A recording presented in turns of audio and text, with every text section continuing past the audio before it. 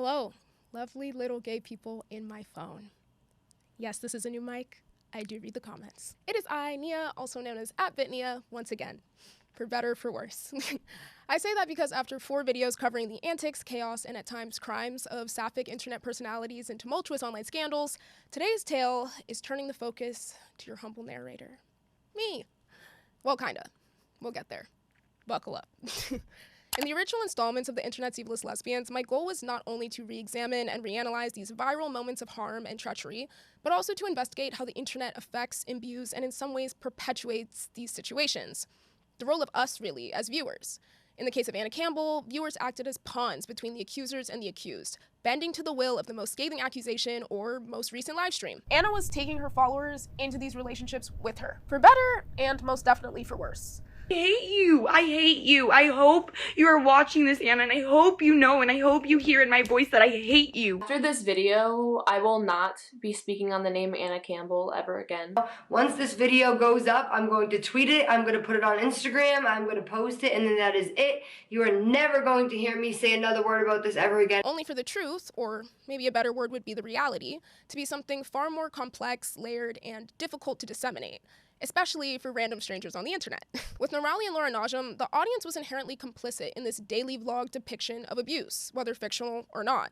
The lower they stooped, the higher they rose, thus locking themselves financially and emotionally in a cycle of toxicity in exchange for clicks and TikTok live galaxies. The major theme of their content and facet of their virality is that Norali appears to show signs of serious mental and cognitive decline throughout the course of their channel and her multiple pregnancies. And that isn't a storyline anymore. That's the whole show. No. Take it. I'm not taking that, bro. I don't want to raise my voice at you. Daddy loves me. You guys believe it or not, Daddy loves me. With Sedona, it was the illusion and subsequent obsession with projecting our desires, specifically the desires of many young queer women, onto these pseudo-celebs. These young LA lesbians all dating each other and partying and doing renegade dance and breaking up, and then JoJo C was there, and so on and so forth, until, surprise, everything we see on the internet is in fact not real, and in the wake of this fantastical lesbian little coming-of-age soapy drama is some deep harm and alleged criminally reprehensible behavior. Sedona responded with a statement claiming she's never abused anyone, but apologizing for, quote, not being the best partner. Now, I have never abused anybody in my life.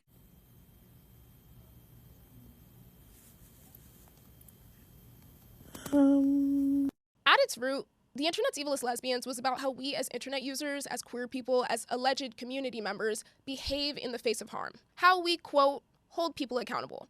And opening the question to my audience about how we should. Do we sort through Anna Campbell's 80 pages of court case files? Do we cross our fingers that every video of Laura calling Norali cruel names in front of their infant children is a skit and scroll? Do we send death threats to the guilty and red heart emojis to the victims? What do we do? I'm genuinely asking. These are not simple questions. The thing about life is many things are not black and white. And the thing about the internet is that all things must be. We, in many of these cases as viewers, are being asked to play judge, jury, and executioner on strangers in a way society has never been faced with before. And I find the societal acceptability of this to be a bit harrowing. Not because I don't believe in accountability, but because I don't know if that word means anything anymore. We just say a lot of things. And I want to be explicit that there are absolutely instances and situations that are black and white, morally reprehensible, and all out wrong. I think we all know this. I'm in no way advocating for more grace in the face of immorality, cruelty, bigotry, or predation. Just more of an acknowledgement that when those things are intangible, impersonal, and quite literally parasocial, there is a necessity for scrutiny, cognizance, and humility as onlookers. Notably, and specifically in today's case, in the queer community. Hi, gay. Brief pause from the video for a quick word from our sponsor. Fun date idea. Google yourselves and see how much of your personal data is out there on the internet. I tried it, and the mutual horror of what we were able to discover about one another without even paying to get past a paywall has bonded us for life. The truth is, most people have no idea how much of their data is being bought and sold online right now. Data brokers compile huge reports on individuals, old addresses, contact information, old relatives, sometimes behavioral data, and sell it to whoever will pay. That's unsettling when you think about scammers, spammers, or potentially stalkers having access to your sensitive information. If it often feels like your only options are to go completely off the grid or risk all your personal information being out there, lucky for you, today's video is sponsored by Aura. Aura is a service that helps you fight back. Aura identifies data brokers selling your information, automatically requests removals, and keeps monitoring to make sure your data stays off of those sites. They also offer dark web alerts, real-time fraud alerts, a VPN, password manager, antivirus, and 24/7 identity monitoring. And if something does happen, Aura includes up to $5 million in identity theft insurance with US-backed fraud experts available around the clock. You can try Aura for free for 14 days at aura.com/bitnia, and during that time, they will already start scrubbing your data off the internet. Privacy shouldn't feel impossible, and tools like this help make it so much more manageable. So thanks so much to Aura for sponsoring today's video. The phrase you'll hear most across all of my YouTube videos is probably, "the most vulnerable amongst us are held to the highest standards." And I say that sentiment in a very behind closed doors way, like when I'm really talking to the girls who get it, the girlies who share a sociopolitical and ideological baseline with myself. The Substack users, the TikTok think piecers, the Twitter thread writers, the lesbians, or even in a much broader and explicitly political sense, as has been said many times, the left. We spend so much time bickering over identitarian politics and representation and label discourse and morality quotas that we do nothing else a lot of the time. We just think and think and think and talk and change nothing. And not to be on my political soapbox, but that is where the right has us beat. There is an incredibly low barrier for entry into that community. If you can agree on their general baseline of capitalistic hierarchy, Second Amendment rights, and the absolute devotion to protecting all human life on Earth, prior to its birth, of course, then here, take a white hood and sit at the cool kids table. We have guns, Bibles, and brownies. As people who are oppressed on intersectional grounds, sexuality, gender, and for queer people of color, race, I feel our community is an incredible case study for this phenomenon because we have a lot to lose, and thus we have a lot to fight for. And fight, we do. About a year ago, an episode of my podcast Glass Closet titled "Why Are Gay Spaces So Racist?" featuring writer, journalist, founder, and editor-in-chief of Black femme literary zine Ebony Tomatoes Collective Ava Emilion went viral. It is my most viewed video with nearly 500,000 views. I find its popularity so fascinating because its success is widely hinged on the fact that we as a community are eager to investigate and analyze and discuss harm, especially in places we deem harm should not be.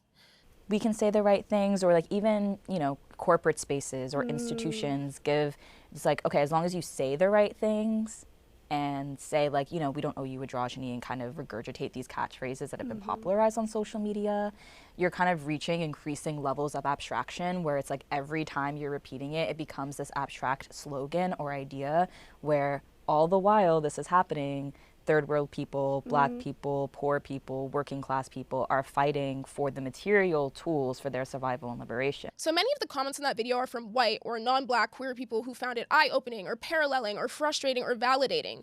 That conversation felt necessary or compelling because that is where we are comfortable. Holding two things, queerness, Blackness, that the liberal zeitgeist holds with weight, and unraveling them amongst ourselves. Because we love to talk about harm. But I don't think we really know what to do with the reality of it, how we address it, especially amongst ourselves. In queer online discourse spaces, harm has become intangible, unmalleable. It is fixed, one-dimensional. You can say it, you can type it, you can feel it, but you can't often touch it. And we weigh it against people, typically one another, to no meaningful end to feel safe. We've deemed this thing bad, and we don't do bad things here, right? But yes, the fuck we do. We actually all do, like literally all the time. But that's for part 2. We'll get there. So on the topic of grappling with intercommunal harm, y'all been waiting for me to talk about it. So here we MF go. Let's take a look at the most recent severe case study. Low-key, I chose to be a lesbian. Let's take a deep breath first, though. Together. Do it with me. Okay, if you don't know, which I don't know how you could have missed it if you're on any lesbian form of social media, in June of 2025, lesbian writer and novelist Malavika Kannan wrote an essay about her experience navigating attraction to and having relationships with men, and how within our current political schema, she no longer felt fulfilled or politically aligned with those relationships, and thus, she currently identifies as a lesbian. In July of 2025, Malavika came on my podcast Glass Closet, and to be real, I clickbaited the fuck out of that title. When we filmed that episode, the essay had not come out yet, and I had not read it. By the time I posted the video, the essay was out and gaining traction, and because we do briefly touch on the subject in the episode, I rode the wave. Saw we. Discourse absolutely ensued, Reddit threads were ablaze, etc., etc. Come early 2026, popular artist Doechii commented powerful on the essay, and shortly thereafter came out as a lesbian, causing a sudden flux in attention to the piece and a reignition of the discourse. Now, I didn't want to talk about this because, one, the internet kind of already made up its mind about how it felt about the essay, and I just got back my SSRIs, so I was like, why am I going to stress myself out for? And speaking of my SSRIs, here's an aside for some personal context. I've been on Zoloft for almost 2 months now, and it's literally the idgoff drug. Like, I've been idgoffing down. And I do think it has altered my perspectives on many things personally, sociopolitically, as well as topics in which the two intersect in terms of gaffing. Thoughts welcome. I'm curious. Anyways, and 2, because I don't think you guys are gonna like what I have to say. Or perhaps be ready to hear it. And that's fine. But there's a reason for that. And that's what I want to explore. Because as a lesbian, I understand why this essay was received the way it was. I understand the accusations of harm, the propensity to gatekeep, the urge to condemn, because the core of the collective reaction to this essay is fear. This line of thinking opens a portal to a conversation that exposes queer women to ideological and tangible harm. It threatens our validity, and it threatens an ideology that substantiated our humanity, i.e., what is colloquially referred to as #BornThisWay, a phrase popularized throughout the queer liberation movement as a means of prompting the dominant culture to allow us civil rights and political visibility. The argument is essentially, don't discriminate against us, we can't help, this is how we were born. Further cemented into the cultural zeitgeist by Lady Gaga's absolute smash hit, that is where we now sit in the paradigm of cultural acceptance. And there is a validity to protecting that. There is a validity to that outrage because that threat is real. That harm, that hatred, that bigotry that plagues each and every one of us as we walk through the world is incredibly, undeniably real. So when someone within our community discredits it, contradicts it, especially publicly, that is scary. I understand that. I just fundamentally don't agree. That is not the world that I personally subscribe to upkeeping. I watched and read a lot of the responses to Malavika's essay. Have so little care for lesbians as a community, as a group, that you can completely distort the entire community, distort what it means to be a lesbian so that you can be a part of the club, so that you can insert yourself for your own personal political agenda. Saying, I wish we could live in a world without labels is reductive because whoop-de-doo, don't we all? But we don't. And that's reductive because we don't live in a world that is void of labels. Like, wants to be, and she's doing this to spite men. She's doing this as an act against men, more so than a love for women, it feels like. And not to call out this particular creator, but this line in this TikTok analyzing Malavika's essay struck me most in a way that most clearly helped me articulate my stance. Number 3, she moved to New York and she says when moving to New York, she was determined to be gay as a lifestyle. So gay as a lifestyle is actually a red flag for homophobia historically. It's a phrase used by the right and by religious institutions to deny queer people rights. By trying to delineate that queerness or gayness is a lifestyle rather than a core part of you, they think you don't deserve the same rights everyone else deserves because you're making that choice. So that's just like, we shouldn't be saying that at all. To this, I respond, why? I don't think we can just take that at face value. Like, that is such a loaded statement. We cannot say that because it is not safe to, without any interrogation into why it's not safe, into who is actually threatening us. Why is it of more importance to silence those who, at least on the surface level, align with us, than to collectively organize against those who very tangibly weigh over us? And I know why. Because it's easier. We have been bludgeoned into such collective powerlessness and despair, we're nearly desensitized to it. We don't know how to appeal to those whose only goal is to paint us as less than human because we literally can't. Our opposition thrives off of hierarchy and division and our dehumanization. Our work to protest and write and organize our way into liberation has fallen on deaf ears for decades, and that's not simply because they don't want to hear us. It's because the foundation of our opposition's ideology is predicated on our dehumanization. It fundamentally needs hierarchy, and identitarian politics and a traditionalism our innate existence inherently contradicts to function.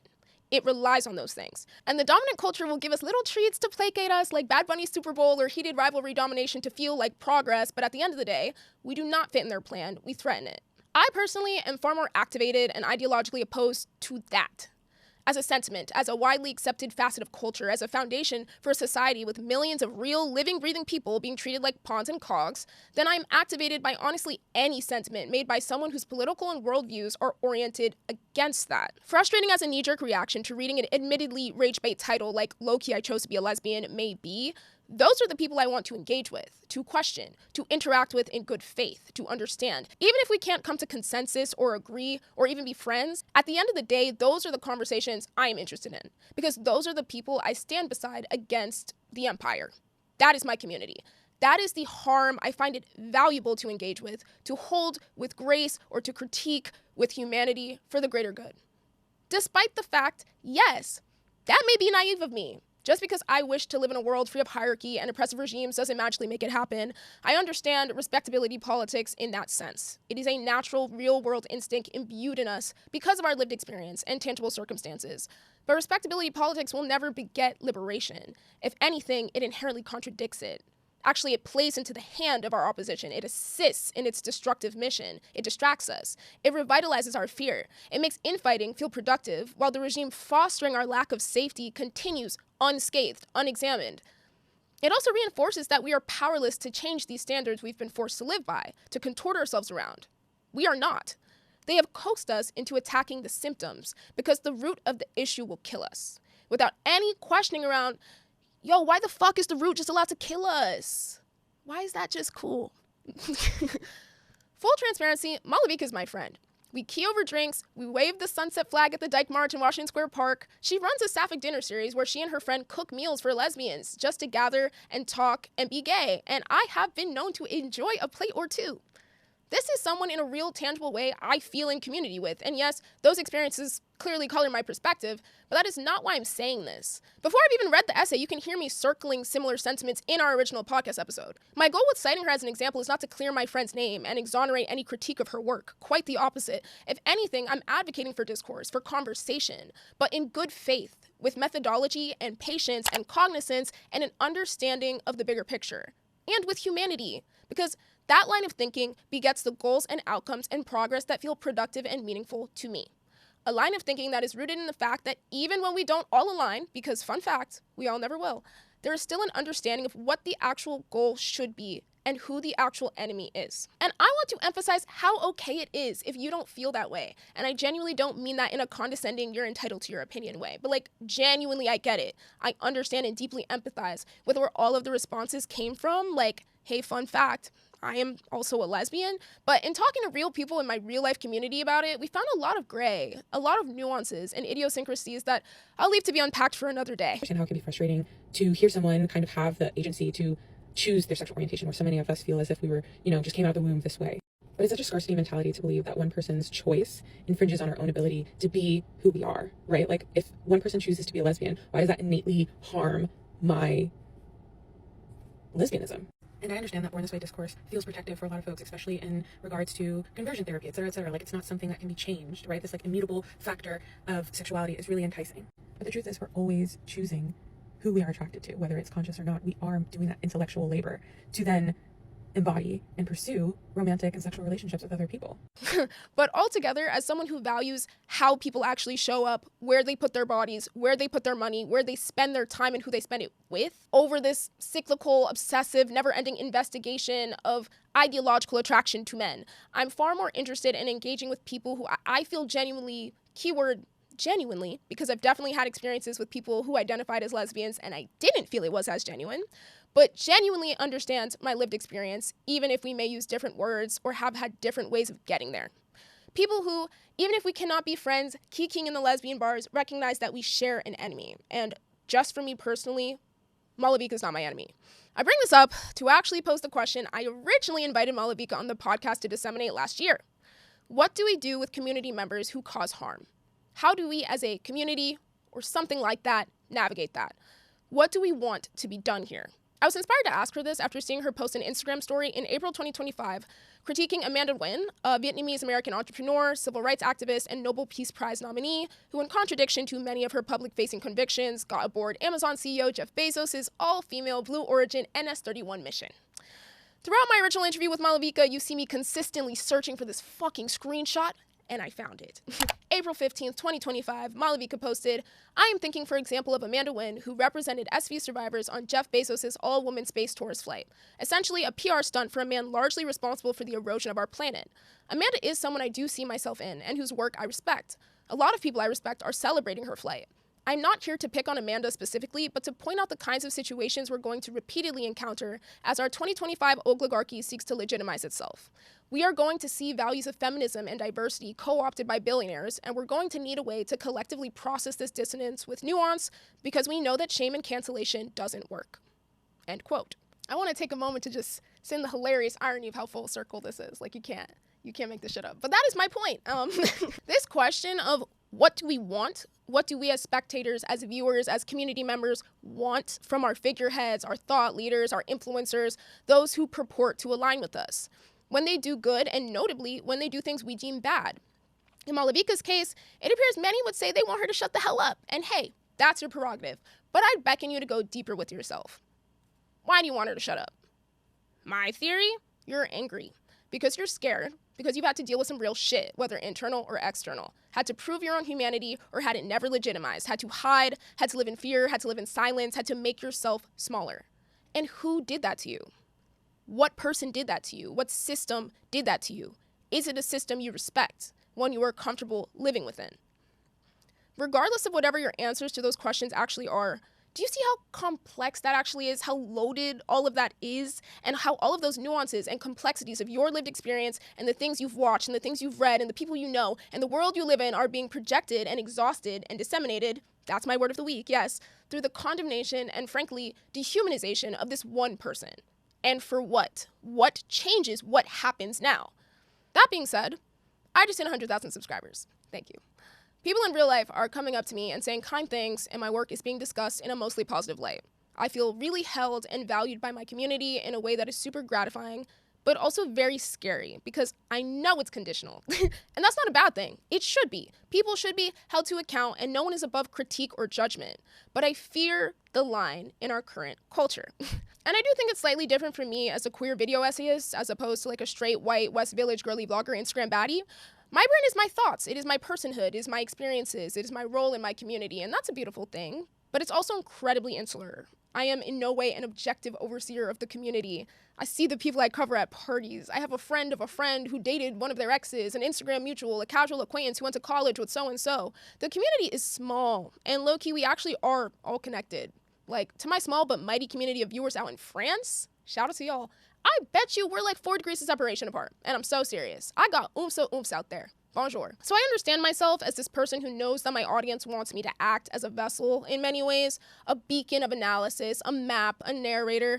But in many ways, I'm also a subject. I'm also a part of the stories I cover, and my videos often do not exist as the end-all be-all of these stories. Because then the people I cover are like, who the fuck is Bitnia? And 9 out of 10 times someone they know someone I know, and so on and so forth into eternity until the world explodes. And that is fine. That is life. But what this all leaves me with in totality is that I'm intimidated by the reality that those who attempt to do something, create something, build something, in good faith, with praxis, with the goal of doing something good or meaningful for others, are often held to a standard that can begin to strip them of humanity. And I fear that because I've seen it happen. But to end this segment, I guess in simplest terms, my question for you is, what do you want? What do you expect from those in your community? Does it differ whether that community is online or off? And as you sit with those questions, I implore you to ask yourself, what should they expect from you? Like, online discourse is based off of criticism and is based off of critique. And I think that some people conflate that with this responsibility to critique everyone and everything around them, even when it doesn't make sense to do that or it's not the best use of energy. And I think that kind of goes into what we're talking about like physical spaces, where it's like, would they have said that to Cat Black in person, in the face? Would they have said that? Are they community members? Are they friends? Are you serving that role in the grocery store? Are you serving that role at the train station? Are you... Who are you? My name is Ava Milioni. I'm a writer, journalist, founder, and editor-in-chief, and a Black lesbian. And I am fucking exhausted.